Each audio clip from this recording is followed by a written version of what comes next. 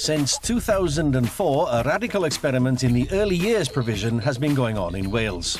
At over 40 schools across the country, they've been piloting a new play-based curriculum for 3 to 7-year-olds, and from 2008, it will be implemented in all schools. Welcome to the foundation phase. Well, when I first became Minister back in the year 2000, it struck me that there was a real opportunity in Wales post-devolution to look at best systems of education across the world and then see how applicable they were to Wales. Countries which had very, very good early years education were actually turning out more literate and numerate children at the age of 11, and they were also having better participation by adults in post-statutory learning. So I was particularly interested that if we were going to make a whole system change in Wales to education, that we should start with the early years. Cadle School is in a challenging area of Swansea.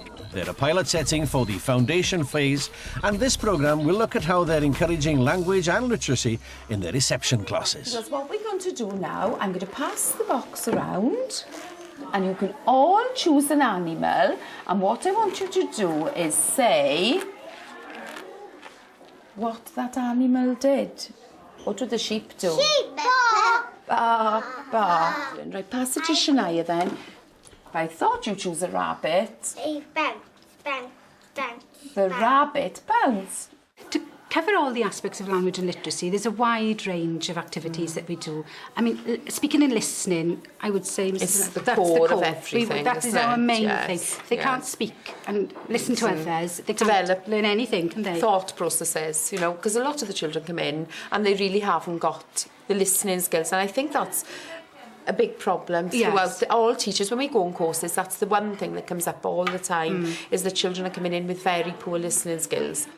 Right, good night, Owl. Let's have a look and see what happens in the story. Owl tried to sleep. The bees buzzed.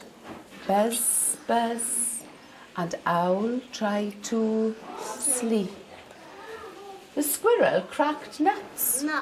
Crunch, Crunch. crunch. Crunch. And Owl tried to sleep.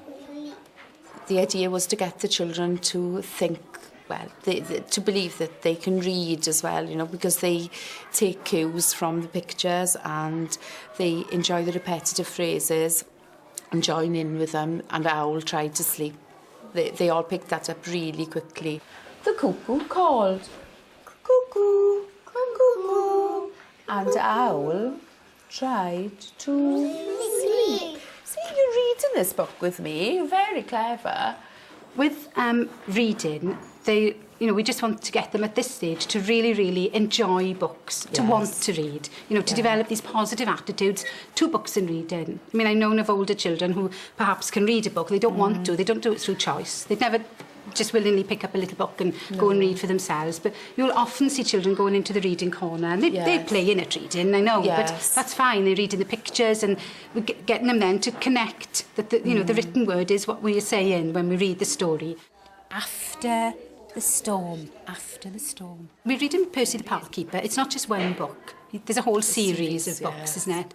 And we started off with just the one book, but the children have enjoyed it so much that we decided now we're going to keep Percy for the whole of the year with us. And they're going down really, really well, aren't they? And we can see lots of potential to extend the curriculum through that, exactly. you know. A key aspect of the foundation phase is using the outdoors to further learning. Schools are encouraged to treat the outdoors as an outside classroom. We read stories for different reasons. Today, it was as a stimulus for some of the other work that we wanted to do. They were enthusiastic to go outside and collect the acorns. And the story then acted as a stimulus for us to actually want to go out and collect acorns. It wasn't right, we're going to do this today because that's what I got on my planning. There was a need, Percy was going to plant an acorn to get another oak tree. So they went out and they were really, really enthusiastic. It's quite interesting that their behaviour and the way that they respond to what's going on around them is different, completely different in a different environment. Children who are on the carpet and perhaps were a little bit nervous to say anything or to join in outside, they're completely different. They're freer. They shout. They've got different voices. They're enthusiastic. They lose themselves in what they're doing. They're really involved in what they're doing. Some of this came out when they were picking up the acorns. That was the main thing of going out. But of course, we saw spiders' webs. We saw blackberries. We saw different coloured leaves. We saw lovely big fat slugs. It was all just sheer enjoyment for the children then.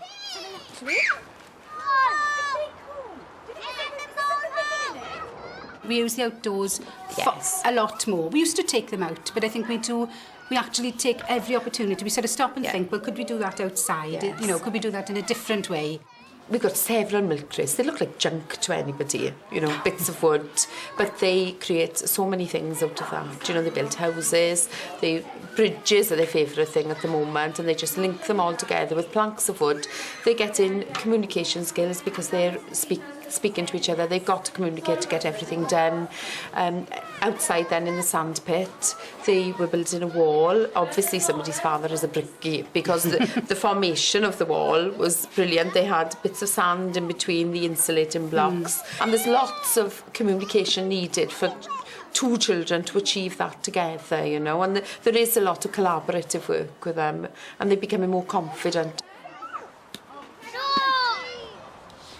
I wanted to pick up this whole notion of a skills-based curriculum, actually that we should look at learning by doing, not just learning by knowing. And that's not least because a lot of kids come into the education system unable to socialise, unable to express themselves appropriately in language, but still very able to play effectively. How we could channel that in terms of other activities and their learning potential. A significant change is lower adult-to-pupil ratios. The foundation phase will see a 1:8 ratio in nursery and reception and a 1:15 ratio in years 1 and 2. The role of the nursery nurses and other classroom assistants has changed, I think, in that we have deliberately made more and more efforts to allow them to be part of the planning process. They've always played a part, but now it's a significantly improved part. They've got a huge amount to offer. They've got lots of ideas, and they work alongside the teaching colleagues. We're very hands-on with the children. It's more playing. We play a lot with them. We get involved in their play in roll time, and then we do activities with them. Each activity, there's always one of us there. So when the children have free choice to go around in each area, there's always one of us there to help them then, or you know, to just overlook them. So our nursery nurses have got a really good understanding of what is required and what is important about what they do. Yes. And you know, they have a role in assessment.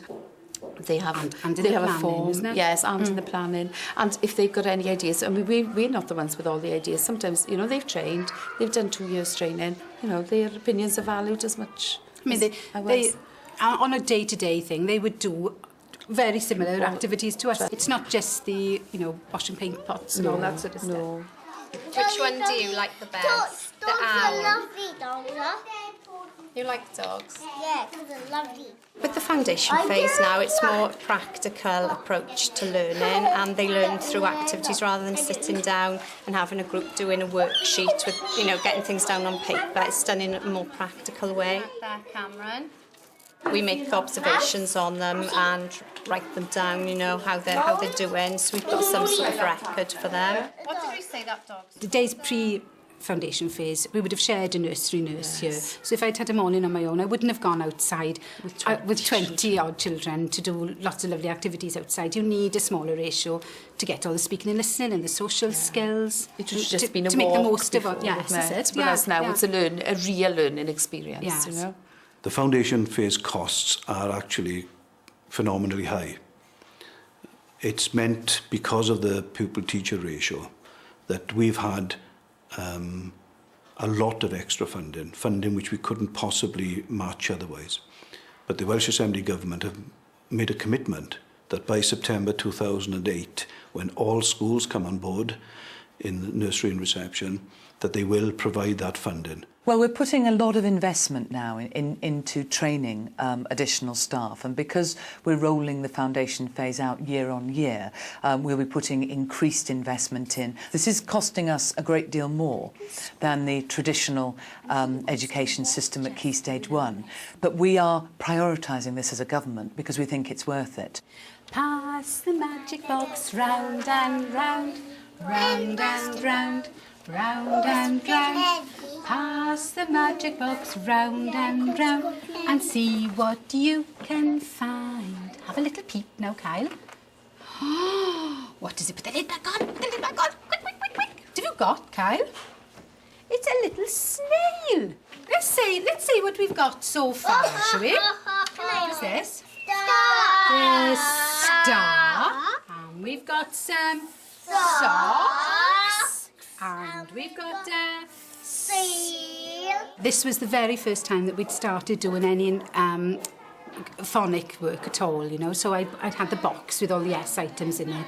Obviously, the passing around is a big thing with the children. You know, we're building up on their sort of personal and social skills and speaking and listening all the time. But it happened to be today with the phonic awareness of the letter S as well, you know, the beginnings of reading, really, then, isn't it? Following that activity, then, the children worked in the group so that they could make S shapes. I mean, you know, we wouldn't sit them down with a worksheet and, you know, and just have them copy in there. You know, we're developing their muscles and their fine motor skills as well, and, you know, just the enjoyment, really, and they chat amongst themselves. That's what we start off with. It doesn't always stay on letter S. They might think, OK, I've done that, now I'm going to do something else.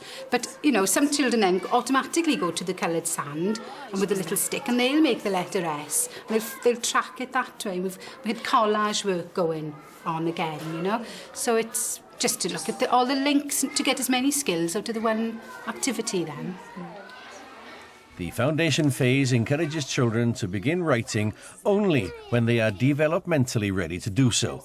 There is no SATs testing in Welsh primary schools, so children can progress at their own rate. Look at the book. The bees, buzzed, buzz, buzz, and owl tried to sleep. So do you think we should write something about your cow here? Yeah. What should we write? Children begin writing when they are ready. Yes. Some will go and start emergent writing now. Yes. You know. Some have come in being able to write their names, you know, from the nursery. Yeah. But some just aren't ready And yet. some are nowhere we near take that. it from, because of the numbers of children we've got and the ratio, it's easy to observe them, assess them, and to predict when they're ready for that. They do it themselves. They don't have to do XYZ by the end of reception. No. There's nothing like that. It's making it all fun for them and making them want to write, really, and not to see Yes. it as something that they've got to do that, you know, is a threat or anything. It's just all fun. And it's sort of writing for a purpose. You know, if they're in the home corner, they'll be taking messages from the telephone and writing it in a little message book. They'll be writing shopping lists Yes. and appointments in the clinic. Yes. Go on. It's okay. Wait a minute then. Chloe can tell me. What have you got, Chloe? A cap. A big cap. I find that the children leaving reception are far more confident. Yes. They have a go. They don't, you know, the idea of failing doesn't even enter into it it. doesn't, You know, no, so it that is a big thing. yes. That in itself is an achievement, isn't it? Thinking you can do things. Hammer. We hope that they will be confident speakers, willing to listen to others, to take on board what others are doing, Yes. to join in and to have positive attitudes and dispositions to learning, so that they want to learn to read and they just want to enjoy school. Yeah. Can't hope for a lot more than that, really, you know.